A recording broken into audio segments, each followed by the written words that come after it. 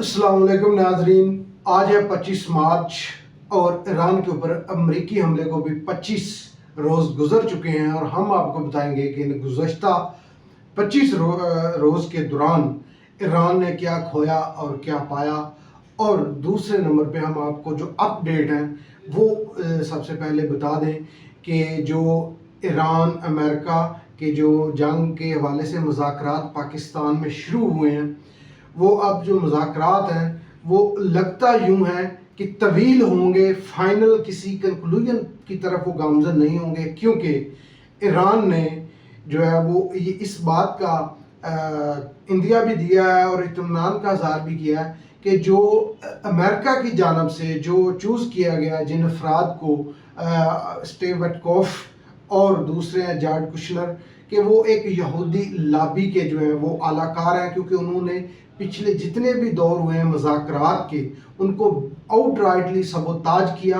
اور چاہے وہ عمان میں ہوئے ہیں، چاہے وہ سوئٹزرلینڈ میں ہوں یا وہ وینا میں ہونے تھے، تو تمام کو جو تھا انہوں نے سبوتاج کیا۔ اور یہ چیزیں اپرووڈ بھی ہیں کہ انٹرنیشنل جو جریدے ہیں، نیوز آؤٹلیٹ ہیں، وہ بھی اس بات کو رپورٹ کر رہے ہیں کہ ان دو افراد نے جان بوجھ کر جو تھا امریکہ اور ایران کے درمیان کسی بھی حوالے سے معاہدہ جو ہو رہا تھا اس کو سبوتاج کیا۔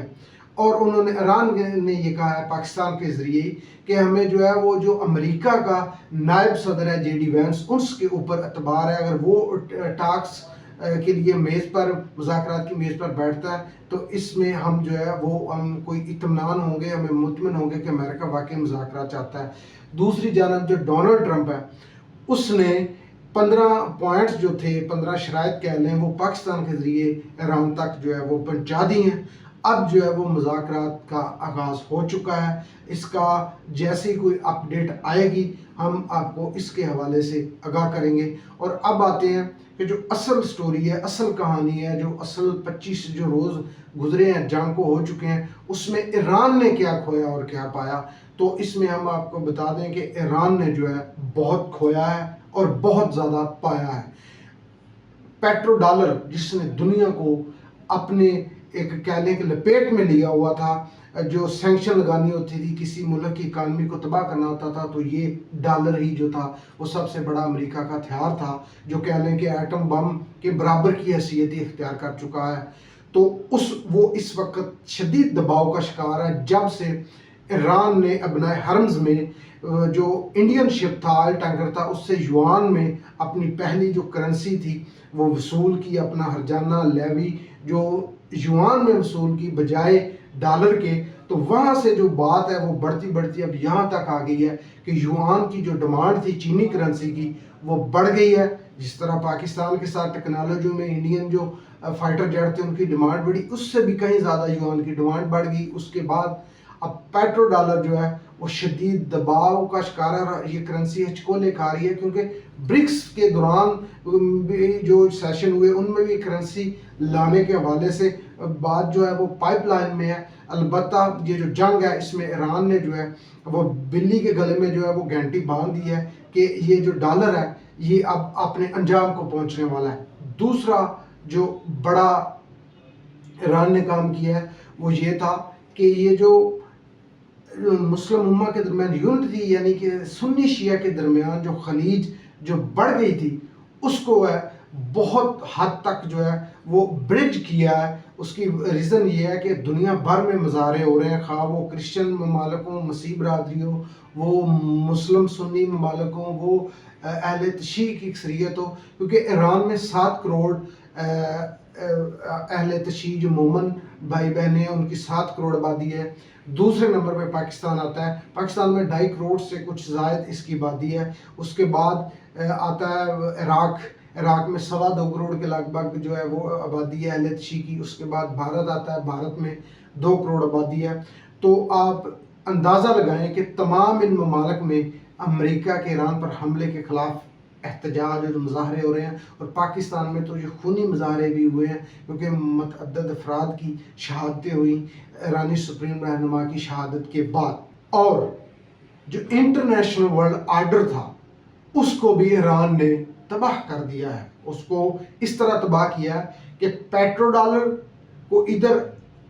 جو پیٹرول میں ڈیلنگ تھی دنیا میں، اس کو دھچکا لگا دیا. دوسری طرف لائک جو انٹرنیشنل فورم بنے ہوئے تھے اب تک جو تھا وہ اقوام متحدہ اس جنگ کو رکوانے میں ناکام رہی ہے, مذمت کرنے میں ناکام رہی ہے. یو این سیکورٹی کونسل کا باقاعدہ کوئی کنکلوژن کی طرف جاتا ہوا کوئی ایسا سیشن یا اجلاس جو ہے وہ کال نہیں کیا گیا. پھر جو اکانومی کے حوالے سے انٹرنیشنل ادارے ہیں جیسے I M F, World bank,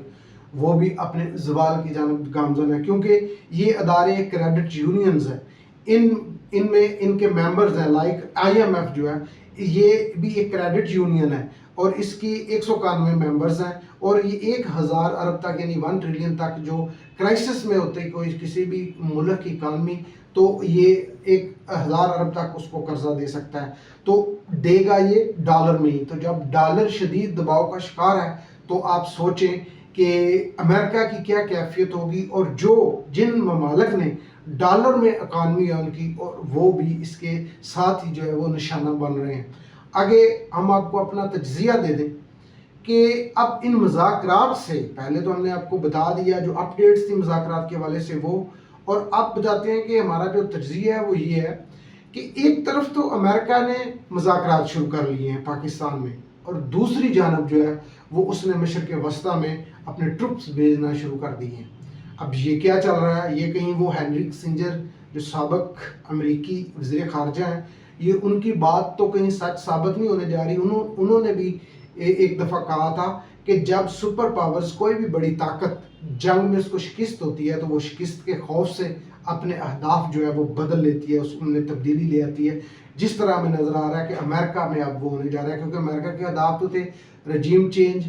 uranium کی افزودگی کو زیرو کرنا, اور اس کے بعد میزائل جو اس کے لانچ تھے, لانچ پیڈ یا تیاری, ان کو مکمل طور پر ڈسٹرائی کرنا. لہٰذا اب ان سے تو یہ جنگ کی وجہ سے یہ مشن تو بیک فائر کر گئے ہیں امریکہ کے. اب تو امریکہ نے یہ ٹیبل پر یہ باتیں ابھی تک تو جو 15 پوائنٹ ہے ان میں ابھی تفصیلات میں جائیں گے, جو اپڈیٹ آئے گی تو آپ کو بتائیں گے, ایسا کچھ بھی نہیں ہے. اور ایران نے اپنی جو 6 اس شرائط ہیں وہ بھی اس کے سامنے رکھ دی ہیں امریکہ کے. تو اب اس سے پہلے بھی ٹروپس بھیج چکا ہے, ایک ہفتہ پہلے بھی 2500 جو امریکی بحری اہلکار تھے وہ مشرق وسطیٰ میں تعینات کیے گئے ہیں. اب مزید جو ہے وہ 1000 فوجیوں کی تعیناتی کا اعلان کر دیا گیا ہے, اور پاکستان میں مذاکرات بھی شروع ہو گئے ہیں. اور یہ کیا پک رہا ہے, کیا یہ واقعی ہینری کسنجر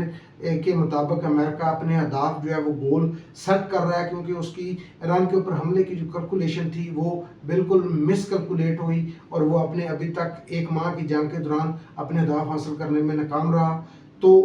جو سابق امریکی وزیر خارجہ انتونی بلنکن جو بائیڈن کے ماتحت کام کرتے رہے ڈیموکریٹ حکومت کے دوران,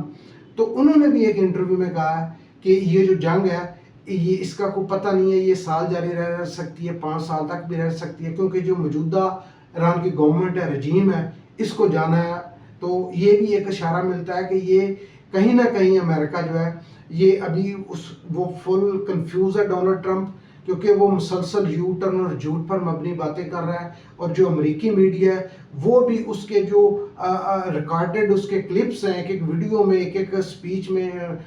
جو انٹرویو میں یا صحافیوں سے بات چیت میں وہ اپنی کہی ہوئی بات کو ڈینائی کر دیتا ہے, تو وہ بھی اس کے گلے پڑے ہوئے ہیں. تو اس حوالے سے ہمارا تو تجزیہ یہ ہے کہ یہ کہیں نہ کہیں بارگیننگ ہے, ٹائم لے رہا ہے امریکہ, کیونکہ اس کے اتحادی اس میں شریک نہیں ہوئے, تو یہ جنگ امریکہ کے اکیلے کے گلے پڑ گئی ہے. اور اس جنگ نے اسٹریٹجیکلی ایک بڑا فیلئر جو ہے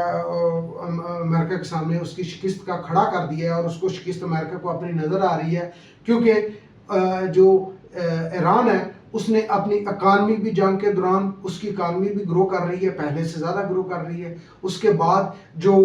ممالک مسلم امہ کے ممالک تھے, بردر اسلامی ممالک, وہ بھی اس کے ساتھ جو ہیں وہ جڑ گئے ہیں. پاکستان کو دیکھ لیں, اس کا ہمسایہ ملک ہے, مذاکرات ہو رہے ہیں, پاکستان بھی جنگ بندی کی کوشش کر رہا ہے. اسپین کی مثال آپ کے سامنے ہے کہ کس طرح اس نے مغربی سامراج جس کا وہ حصہ ہے, لیکن اس نے ایک آزاد قوم کے طور پر اس کے وزیر اعظم نے امریکہ کے حملے کی مذمت کی اور ڈس ایگری کیا کہ ہم اس جنگ میں شامل نہیں ہوں گے. اور اس کے علاوہ اسپین نے باقاعدہ طور پر فلسطین کو بھی ریاست تسلیم کرنے کا اعلان کر دیا ہے, اور اس کے جواب میں ایران نے بڑا مثبت قدم اٹھایا اور ابن حرم اسٹیٹ آف ہرموز میں جو اس کے بیڑے ہیں آئل کے یا گیس کے اسپین کے، اس کو فری آف کاسٹ جو ہے وہ آفر کر دیا کہ وہ اس گزرگاہ سے گزر سکتا ہے۔ اور دوسری جانب بھارت کو دیکھ لیں، بڑی جمہوریت کا دعوے دار، اور اس نے کشمیر کی جو فریڈم فائٹر ہیں خواتین آسیہ اندرابی، اس کو عمر قید کی سزا سنا دی ہے۔ اس کے ساتھ جو 2 رہنما ہیں خواتین ہی، صوفی فہمیدہ اور ناہیدہ نسرین، ان کو بھی یعنی کہ 30+ سے کالے قانون کے تحت نئی دلی کی عدالت نے ان کو عمر قید کی سزا سنائی ہے۔ تو یہ تھی ہماری اپڈیٹس۔ اگر آپ کو ہمارا تجزیہ اور خبریں اچھی لگے تو میرے چینل کو شیئر اور سبسکرائب ضرور کریں۔ اب دیجیے اتنی طاہر کو اجازت، اللہ حافظ۔